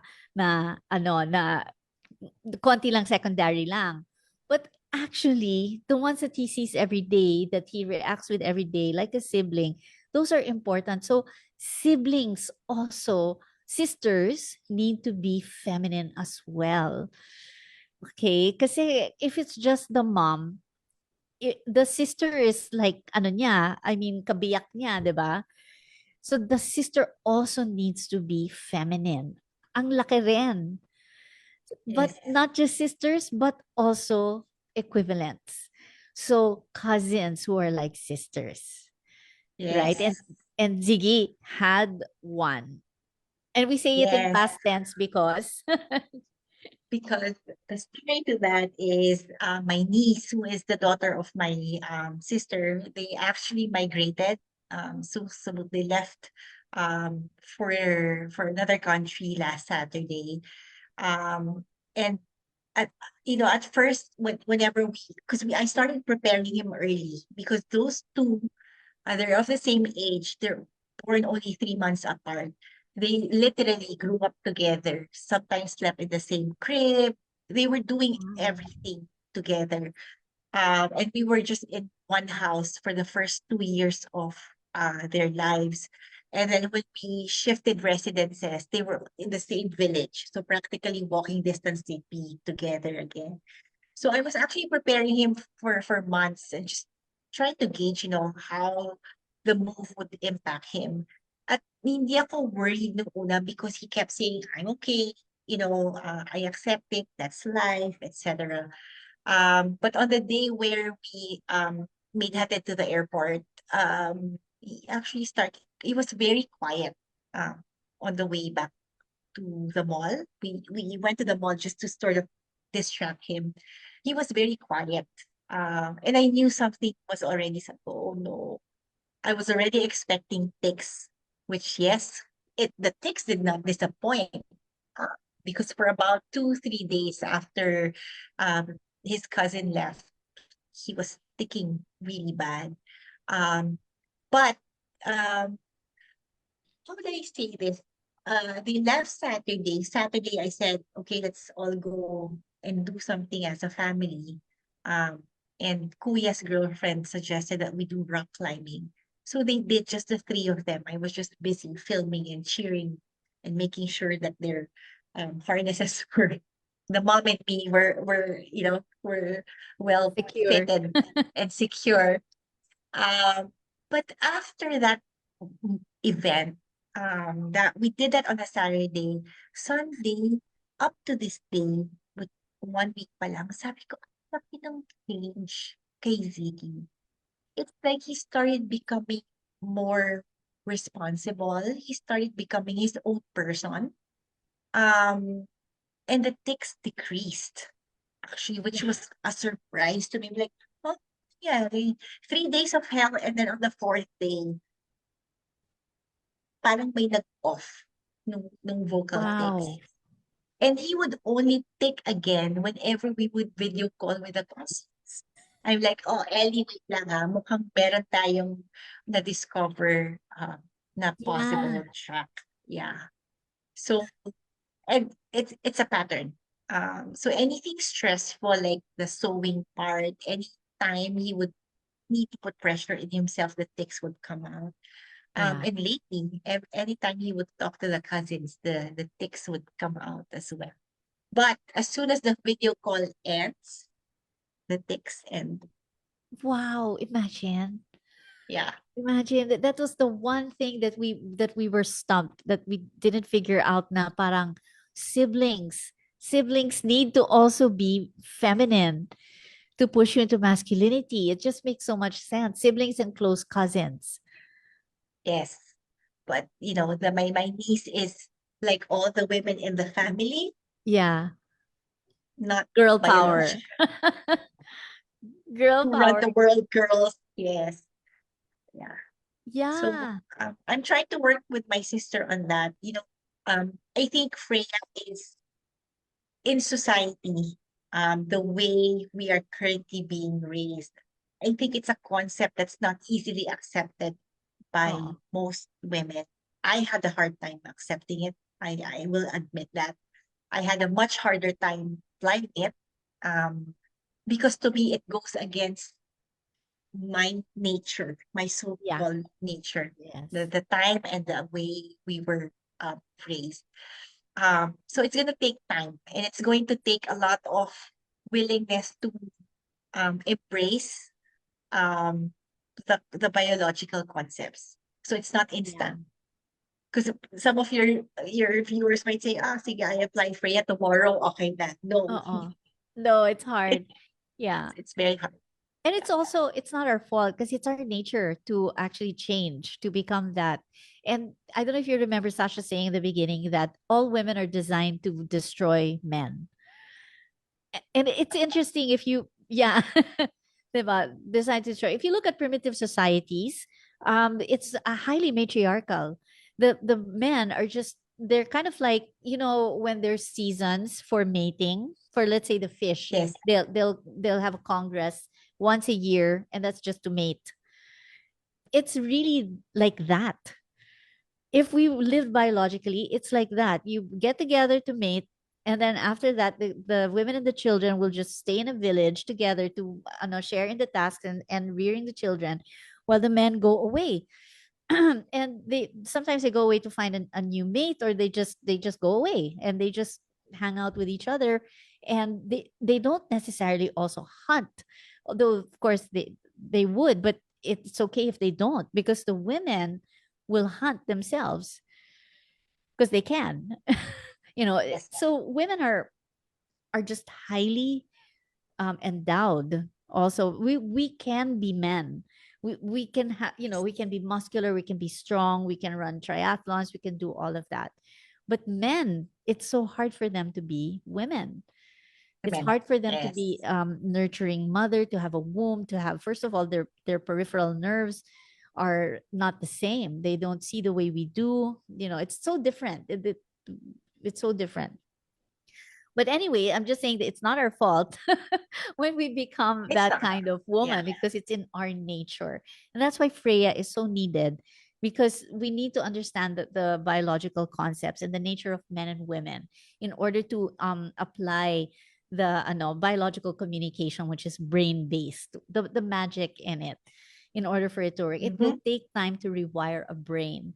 So 2 years, Sasha said, 2 years, Sasha minimum. said.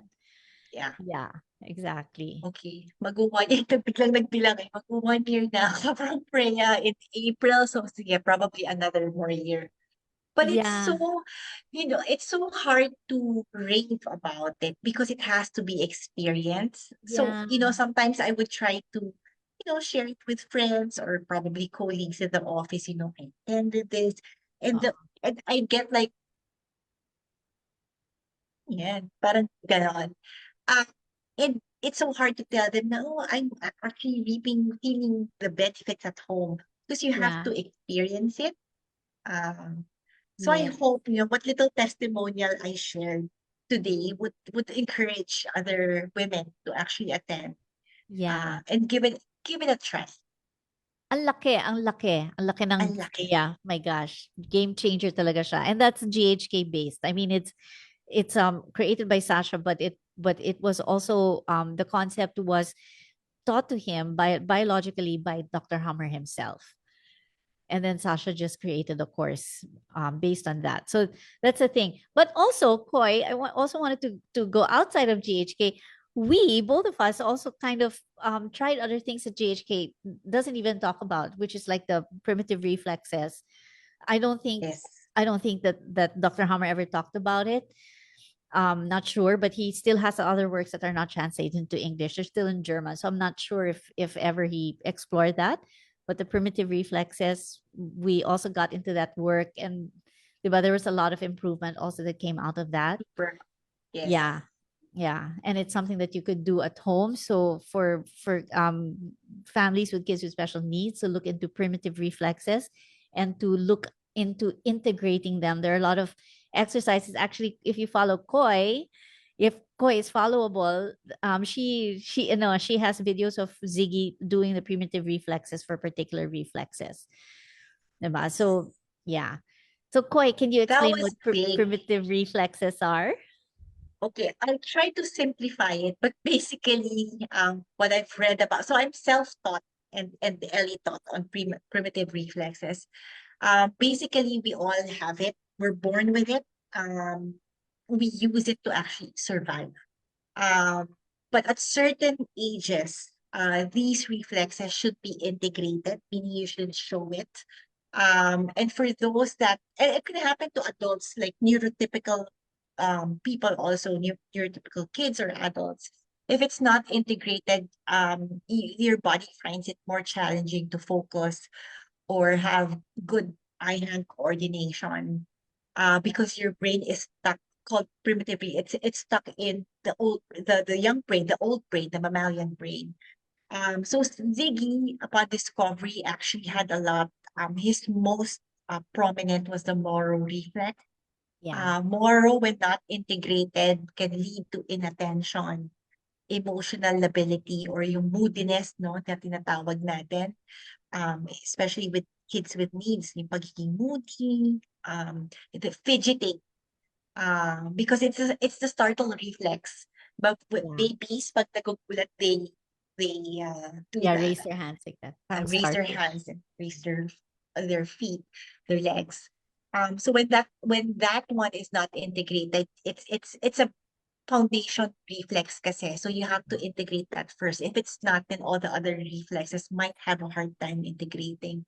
So he loves that. When we started doing oral reflex integration, parang bigla siyang, parang nawala yung pagiging hyperactive agad, agad, agad. I mean, Yeah. it was already less prior to doing PR exercises. But we could actually see him sitting down and be able to focus on a task from start to finish after integrating it. So we did a lot of those. We did visual tracking exercises, which can also be considered as part of primitive reflex. We did, Yeah. ATNR. Madami eh. But what's good about PR exercises is that you don't even have to go through formal schooling. I just basically followed YouTube, Yeah. IG, TikTok. I'm not a TikTok person, but I signed up to look at exercises. They can be done for as short as 20 repetitions of the exercise, and you're done for the day. Yeah. But the effects have been huge. That sometimes it's Siggy who tells me, "Are we going to do any PRs today? What are we?" Parang Yeah. post ko na yun. "Mommy, are we going to do any PR exercises today? Can we do three? Only three?" Like that. He loves it because it's fun. It's Yeah. play. And It's you make it actually play. fun. Yeah. Yeah, to make it fun for him. Yeah. He doesn't even know what he's doing, but now he can identify. I want to do a moral reflex, the one with the ball, mommy. I would Galing. say that. Yeah. Yeah. There's an app called Reflex Integration through Play. I think it's $10 a month, and then it will give you like a protocol. Like let's say today you do this, the crawling with the ganyan, and the next day do this. So it's basically so you can forget. Diba? You just depend on the app. On So that. so important. But I think what we can match it with GHK with in GHK, there's a concept called the maturity stop. So basically, when you come into a constellation, which is two conflicts landing on both hemispheres, let's say a flying constellation, whatever, there comes a maturity stop. So your maturity kind of freezes at that moment in time because nature wants you to resolve that conflict before you continue with maturity. Diba? And so I think that with a maturity stop comes the retained primitive reflexes. Because essentially when you still have the primitive reflexes, which is, to suck on the nipple without thinking, the reflexes, it's kind of instinctive, diba? To grab onto the nipple and suck onto it. And there's also a reflex for you to come out of the cervix, and and to kind of get yourself out of there. Yeah, and when you're falling, startling, and all these are all survival mechanisms that are rooted in the nervous system. That's just there for us. But if you're in a maturity stop, most likely you still have the primitive reflexes. And when the primitive reflexes are there, it's like information that says this person is not yet ready for development. Yeah, it's kind of arrested. So parang ganyan. So that's where I think it was. And for Ziggy, what I found within the 1 year, just within the 1 year that we worked, parang the maturity caught up. As in, you can see it in the face, the The stature, the way physique, he carries yes. him, the physical, the features. Talagang it changed. So parang for me, before that, he was like a little kid. There was a real maturity stop, which is like 5 years old. He's basically frozen in time. The time that the DHS happened. And then it just fast forwarded 3 years into 4 years. Diba? Kasi 9 years old eh. It Galing nga was kasi parang hinabol talaga. Hinabol ng hinabol. nature. Hinabol. And Hinabol. what you're seeing is just the physical changes. But when you converse with him now, and I think, Ellie, I said that to you this week lang, no? Na parang Mm. what it feels like now is that he's actually integrated into the family. Na parang hindi Yeah. siya bisita. Because I think it was early this week, or no, week before the weekend. We were surprised because he eats earlier than us because he sleeps earlier because of school. But after he's done eating, he would go to the room and just be on the iPad or TV. There were 2 days in a row where he chose to come down and sit with us on the dinner table and Oh, actually stay there. And nakikipagkwentuhan lang siya, or he would be listening to us, whatever stories we were exchanging. And he just stayed there the whole time, which never happened wow. before. And then he can actually so we started including him in the topics, and nakakasabay siya. So even the way he talks now is Oo. mature, much more mature. Wow. Hindi na puro kid stuff. You actually hear something that's not of his level. Ngayon, Yeah. stuck kami sa tornadoes and storm chasing and the different types of clouds. And I'm like, ako na yung hindi makasunod. Amazing. Those types. Whereas before, it's all about Roblox, it's all about his games. Yeah. Now there are topics where, parang adult or much more Yeah. mature level. Amazing. Yeah. So the next chapter for Ziggy, for me, of course, is to still stay biological, and then to continue whatever we're doing, Freya and all of that. And then now to try, aside from Anat Banyel, is neural organizational technique, NOT, which looks at cranial injury, which looks at jaw issues, which kind of helps the body reset into its original alignment. Because when we go through either emotional or physical trauma, our body kasi sort of adjusts and then stays in that position, and then we're never really Yes. truly the same. But if we bring it back, and then our CSF or cerebral spinal fluid is pumping and nourishing the spinal nerves and all of that, we feel better in our nervous system. And so for kids with exceptional abilities, there is that misalignment. So we want to look at that piece now, is the resetting of his alignment from the occiput to the sacrum, to the coccyx and the pelvis and all of that, and to align it that way. So that's another piece that we're going to explore. I feel I'm more ready now because I know once we start doing that, we'll have, probably semi-ugly healing phases again. And for us, these healing phases are always an increase in tics. So when you told me that we'll start doing it, I'm like, okay, let's get Yeah, ready to rumble. Yeah, but see what the reason I'm so so confident in trying new things is because the nest is balanced. Yes. Kasi basta he goes home to a place where he feels secure and heard and protected and safe. That's all that matters to a child. For a child, honestly, for everybody, actually, for everybody, our brain is basically just looking for two emotions: fear or safety. That's it. 50. Everything, all the other emotions will fall under either. Diba? So, because it's either cortisol or DHEA, dihydroepiandrosterone, diba? Which is the feel good restorative hormone, or cortisol, which is the stress hormone. Basically, Trust everything me. is, yeah, falls under that. And so if the nest, he feels balance in the nest and everybody is balanced there and he's pretty safe, that's fine. You can do anything actually, and he'll be okay no matter what. Yes. Yeah. We trust you. We trust you in the good and in the bad. But yes, because Thank now you. I have more people supporting, whereas before I felt really alone because I Yeah. was the only one researching, I was the only one doing the follow-up exercises at home. But now I have Yeah. everyone, Everyone. and all I have to do is be Freya. Yes, exactly. And that's also the reason why the biohacking machines are good for the whole family, because your nervous system is also parang improving along with everyone else. Diba? So that's also why the whole picture also needs. So GHK is a big factor, big framework talaga. It's a game changer.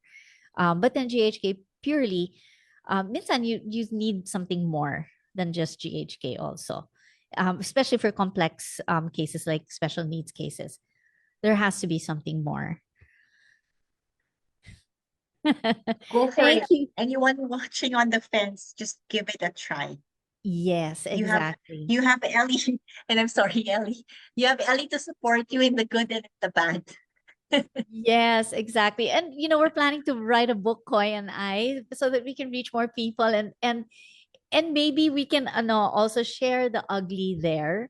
Kasi families need to know that you're not alone and there's a way out of it. Sometimes people say that wala na, I'm done. There's no hope anymore with this case. There's nothing out there that can help me.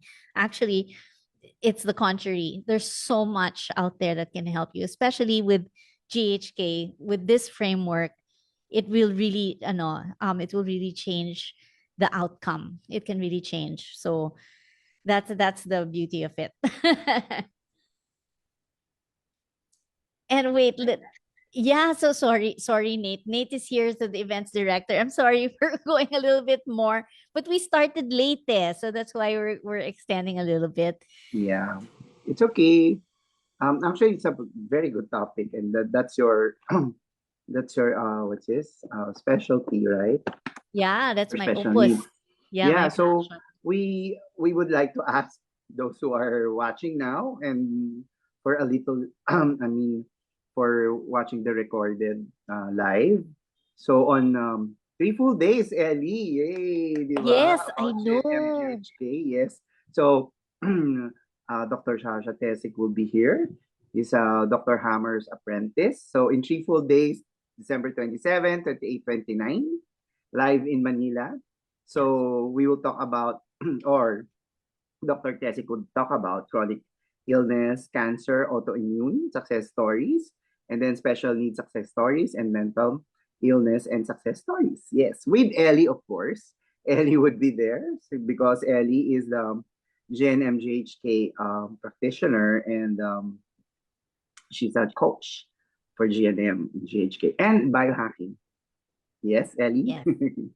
Yes, exactly. So Mm, everybody, Dr. Sasha Tesic is like the treasure of the planet. He is the one keeping the flame of Dr. Hammer alive, and he yes, was a direct student of Dr. Hammer. They studied 800 CT scans together, and basically the way Dr. Hammer sees with his intuitive mind and his implicit knowledge, he taught that to Sasha. And it's not just a matter of reading the CT scans; it's looking in between correct. also Correct. of meaning, and somebody needs to know GHK in order to have that kind of skill. This is the one, the best of them Yeah, all. This man is for he's a yeah, genius. yes, correct. So for those who are their first time to watch, GNM and GHK is your way out to those pills, healthy, right? So, Yeah. yeah, for especially when you say um, the medical field, you say like you have chronic illnesses, so Yeah. you should explore GNM and GHK. Yeah. So, well, first in the Philippines, when you say GNM, GHK, Ellie would be there. The first Yes. Google search. Yeah. So, anybody who's watching the first time, you just search us. It's either Ellie Abella, Unlimited. It's UNLTD, and then you could follow us in Biohacking Philippines. Ayan. Yeah. So Mm-mm. it's so true that when you say cancer, people get scared. But for us Mhm. in Germanische Heilkunde, we look at it as a gift of nature. Disease is a gift of nature. It's there Correct. for a very meaningful biological purpose. It's there for a reason. So if you have cancer, look at your life situation. It wouldn't be surprising why you have it. It's Yeah. because your body, your organs are designed to Mhm. protect you and Yes. to either make you stronger or more flexible, whatever it is. Cancer is not a mistake. Mhm. Cancer is actually part of the healing program, right? Healing The program. biological program. Correct. Also, when we look at special needs, we always look at what did the child go through. So, like in my earlier introduction, a child is meant to just slip gracefully into the garden, into a nest, and be taken care of and nurtured and loved and protected Correct. until, ideally biologically, that's how they're supposed to be. Just Yeah. slip into a heaven, right? But that's not always the case. Mhm. And so, if a child has special, exceptional abilities, then there was a distressful life experience, a conflict shock that the child experienced in life, whatever it was in the environment. There was some external stimuli that created a biological shock in the child, Yes. and Correct. that resulted in their special needs condition. It's never random. It's not genetic either. Mhm. If it were, then dapat all siblings had it, right? But it's not the case, eh. So, diba? And Yeah. also for mental illnesses, what we call schizophrenic illnesses, like Mhm. also manic depression, Bipolarism. Bipolarism. Yeah. bipolarity, ADHD. yeah, ADHD, also primary depression, primary anxiety, or Mhm. manic depression, autistic constellation, anorexia, Mhm. and all of that. These will be also talked about and explained from a Correct. Germanische Heilkunde lens. Again, In it's December. not random. There is always a biological conflict that preceded it. There's what you Correct. might call trauma, but it's not Mhm. necessarily just trauma. It's a shock Yes. that kind of activated an organ to step up. Yeah. So because Correct. it's not just a simply an emotional event, but Mhm. it's a shock. It's a Yes. conflict shock Mhm. that caused the brain to kind of adapt and change Adapt. frequency in a survival Correct. mechanism. So Germanische Heilkunde will explain that, and from that lens, we can find biological solutions, or to try to downgrade the conflict as much as we can, just so that So you find more comfort, Kanyan. yeah. So all who has have access here and watching. So you just join us in Biohacking Pioneer, and then if you have questions for Ellie, you could ask there. We have a group chat actually for biohacking. So Ellie, so I think we have to say our goodbyes. It's Yeah, almost I two know hours. yeah, I guess we Yeah. could talk And forever. I Koi, know. yeah, correct. Coin, Koi, are you thank you still so there? much. Yes, Ayan. I'm Thank you, still here. Koi. Thank you very much for having me. Thank Yes. I hope you. Ziggy's story will, serve as an inspiration that Yeah. it's You're a not beacon of the end light, of the actually. world.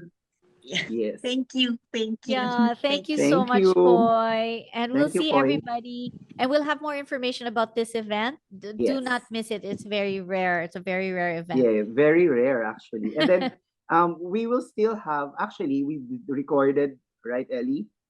Recorded the GNM basics. So for Yes. you who did not catch it, you just ask, be a member in Biohacking Philippines, and then you just ask there. So we could send you the link for the um, basics. If not, Yeah. we will do another basic, so you have to attend that, right?